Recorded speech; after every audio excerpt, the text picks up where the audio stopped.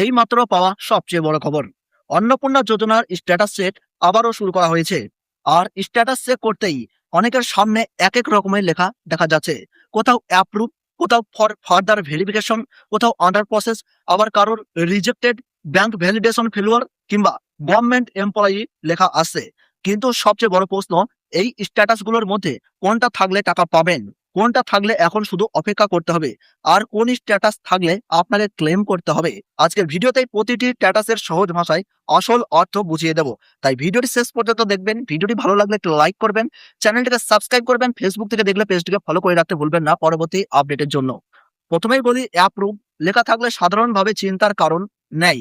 এর অর্থ আপনার আবেদন অনুমোদনের পর্যায়ে পৌঁছেছে। অনেকের ক্ষেত্রে টাকা ইতিমধ্যে ব্যাংক অ্যাকাউন্টে চলে আসতে পারে, আবার কারোর ক্ষেত্রে টাকা পাঠানোর প্রক্রিয়ায় থাকতে পারে। তাই অ্যাপ্রুভ দেখালেই সঙ্গে সঙ্গে টাকা না ঢুকলেও আতঙ্কিত হওয়ার দরকার নেই। ব্যাংক ক্রেডিট হতে কিছুটা সময় লাগতে পারে, তবে নিজের ব্যাংক অ্যাকাউন্ট এবং লেনদেন অবশ্যই যাচাই করে সরাসরি দেখবেন। এবার আসি ফর ফার্দার ভেরিফিকেশনে। এই স্ট্যাটাসটি দেখলে অনেকেই ভাবছেন, আমার আবেদন কি বাতিল হয়ে গেল? না, শুধুমাত্র এই লেখা দেখেই আবেদন রিজেক্টেড ধরে নেওয়া যাবে না। এর অর্থ আপনার আবেদন নিয়ে আরো যাচাই বা পুনরায় ভেরিফিকেশন প্রয়োজন হতে পারে। অর্থাৎ বিষয়টি এখনো চূড়ান্তভাবে নিষ্পত্তি হয়নি। তাই এই স্ট্যাটাস থাকলে আপাতত অপেক্ষা করুন এবং পরবর্তী আপডেটের দিকে কিন্তু সরাসরি নজর রাখুন। কিন্তু কারো যদি ফর ফার্দার ভেরিফিকেশনের সঙ্গে আন্ডার ইনকোয়ারি এবং ASDD ধরনের লেখা দেখা যায়, তাহলে বিষয়টি আরো যাচাইয়ের পর্যায়ে রয়েছে বলে বোঝা যাচ্ছে। এখানে আবেদন সংক্রান্ত কোনো তথ্য নিয়ে অতিরিক্ত যাচাইয়ের প্রয়োজন হতে পারে। তাই এই স্ট্যাটাস দেখেই টাকা পাবেন না বা আবেদন বাতিল হয়ে গেছে এমন সিদ্ধান্ত নেওয়া ঠিক হবে না। পরবর্তী ভেরিফিকেশনের পরে চূড়ান্ত সিদ্ধান্ত কিন্তু সরাসরি পরিষ্কার হয়ে যাবে। এবার খুব গুরুত্বপূর্ণ, আন্ডার প্রসেস। এই স্ট্যাটাস থাকলেও আপাতত আতঙ্কিত হওয়ার কারণ নেই। আন্ডার প্রসেস মানে আপনার আবেদন এখনো প্রক্রিয়াধীন, অর্থাৎ যাচাই, অনুমোদন বা সংশ্লিষ্ট প্রক্রিয়া সম্পূর্ণ হওয়ার অপেক্ষায় রয়েছে। পরবর্তী সময়ে আপনার স্ট্যাটাস অ্যাপ্রুভ হতে পারে, আবার যোগ্যতার কোনো সমস্যা থাকলে রিজেক্টেডও হতে পারে। তাই আন্ডার প্রসেস থাকলে সাধারণভাবে এখনই ক্লেম করার প্রয়োজন আছে এমনটা ধরে নেওয়া উচিত নয়।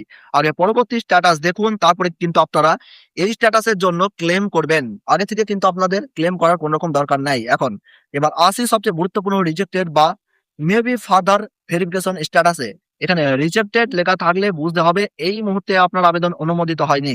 তবে আপনি যদি সত্যি অন্নপূর্ণা যোজনার জন্য যোগ্য হন এবং মনে করেন ভুলভাবে আপনার আবেদন বাতিল হয়েছে, তাহলে পরবর্তী সুযোগে ক্লেম বা পুনরায় আবেদন করার প্রক্রিয়া অনুসরণ করতে হবে। অর্থাৎ রিজেক্টেড দেখালেই সব শেষ এমন নয়, যোগ্য হলে নির্ধারিত প্রক্রিয়ায় বিষয়টি পুনরায় জানানোর সুযোগ কিন্তু সরাসরি থাকতে পারে। এবার আসুন ব্যাংক ভ্যালিডেশন ফেলুয়ারে। এই স্ট্যাটাসটি অনেকের জন্য অত্যন্ত গুরুত্বপূর্ণ, কারণ এখানে আবেদন সংক্রান্ত সমস্যা না হয়ে ব্যাংক বা ডিবিটি সংক্রান্ত সমস্যাও থাকতে পারে। যেমন আধার ও ব্যাংক অ্যাকাউন্টের নামের অমিল, ডিবিটি সংক্রান্ত সমস্যা, ব্যাংক অ্যাকাউন্টের তথ্যের সমস্যা কিংবা কখনো ব্যাংকিং সিস্টেমের সমস্যার কারণে এমন স্ট্যাটাস দেখা যেতে পারে। তাই এই স্ট্যাটাস দেখলে প্রথমে নিজের ব্যাংক অ্যাকাউন্টের নাম, আধারের নাম এবং ডিবিটি সংক্রান্ত তথ্য ঠিক আছে কিনা সরাসরি কিন্তু যাচাই করুন, তাহলে কিন্তু আপনারা বুঝতে পারবেন। ব্যাংক ভ্যালিডেশন ফেলিওর দেখালেই সঙ্গে সঙ্গে ক্লেম করবেন এমনটা বলছি না। আগে সমস্যাটা কোথায় সেটা নিশ্চিত হওয়া জরুরি। ব্যাংকে গিয়ে অ্যাকাউন্টের নাম ও আধারের নাম মিলছে কিনা দেখুন, ডিবিটি সক্রিয় আছে কিনা জেনে নিন এবং প্রয়োজনে ব্যাংকের মাধ্যমে সংশোধন করুন। এরপর স্ট্যাটাস আবার আপডেট হওয়ার জন্য অপেক্ষা করুন।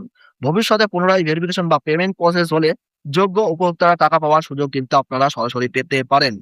আরেকটি স্ট্যাটাস নিয়ে অনেকের প্রশ্ন, আন্ডার ইনকোয়ারি গভর্নমেন্ট এমপ্লয়ি। এই লেখা দেখা গেলে আপনার আবেদন নিয়ে সরকারি চাকরি বা সরকারি কর্মচারী সংক্রান্ত যোগ্যতার বিষয়টি যাচাই করা হচ্ছে বলে বোঝা যাচ্ছে।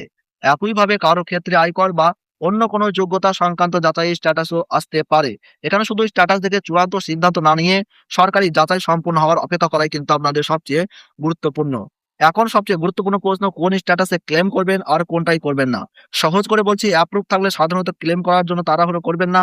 আন্ডার প্রসেস থাকলে অপেক্ষা করুন। ফর ফার্দার ভেরিফিকেশন থাকলে পুনরায় যাচাইয়ের ফলাফল দেখুন। কিন্তু রিজেক্টেড দেখালে এবং আপনি নিজেকে যোগ্য মনে করলে তখন ক্লেম বা পুনরায় আবেদন করার সুযোগ থাকলে অবশ্যই নির্ধারিত প্রক্রিয়ায় আবেদন করার বিষয়টি দেখুন।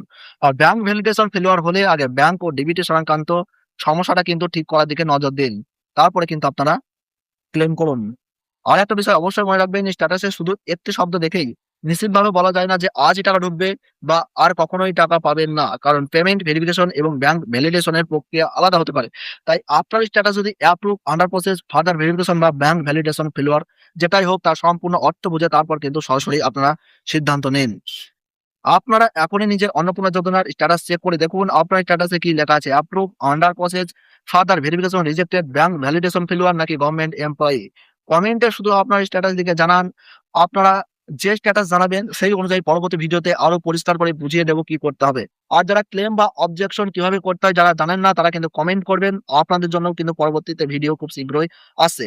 আজকের ভিডিওটা বেশি বেশি করে শেয়ার করুন যাতে যাদের স্ট্যাটাস নিয়ে বিভ্রান্তি রয়েছে তারা সঠিক তথ্য জানতে পারেন। অন্নপূর্ণা যোজনার নতুন আপডেট সবার আগে পেতে চ্যানেলটি সাবস্ক্রাইব করে রাখুন আর আমাদের ফেসবুক পেজ ফলো করতে ভুলবেন না। ধন্যবাদ।